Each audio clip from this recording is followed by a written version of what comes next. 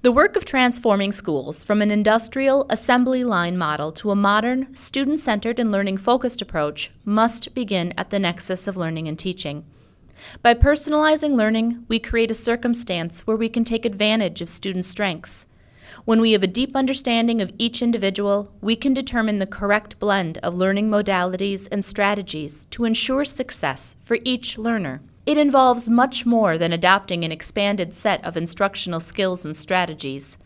It's not just one more thing that educators are asked to do.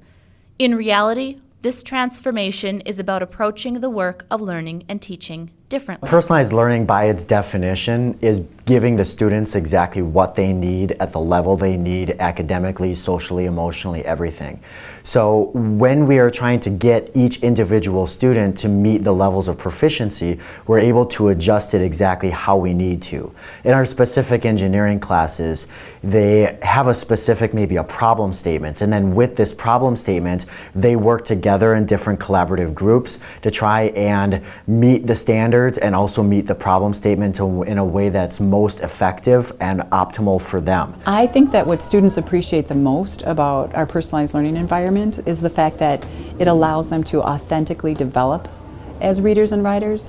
I have a situation that I think maybe proves this point the best. I have a student who came to us last year after a traumatic event in his family, didn't speak a lot. I have him this year for the first time, and it took a couple of months to actually get to know him.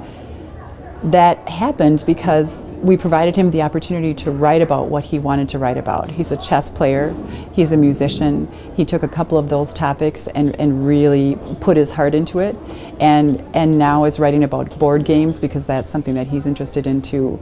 He purchased a book for me for Christmas time that he would like me to read, and he has opened up quite a lot, such that I think that if we had a different kind of environment, that wouldn't have been accomplished. 3 students in our language arts class did a fundraiser for the Hope Center in Waukesha, and we used our writing standards and our speaking standards in language arts to make the fundraiser, and we got to learn a bunch of different things for community service learning. I usually go to a teacher for reading suggestions because I like reading different books that maybe I haven't read before, but usually I like to choose my writing topic because sometimes if I get a topic that's suggested by a teacher, I'm not passionate about it, and I need to have like a passionate topic to write about. I definitely write a reflection too, and sometimes it turns into a literary analysis or maybe a topic that was in the book that turns into an argument paper.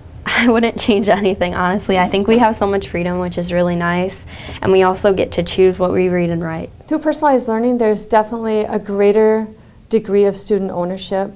They know the standards that they need to meet, they know what steps they need to take to get themselves there, and they know that we're here to support them. So there's definitely more ownership, and I think with that ownership comes student engagement and motivation.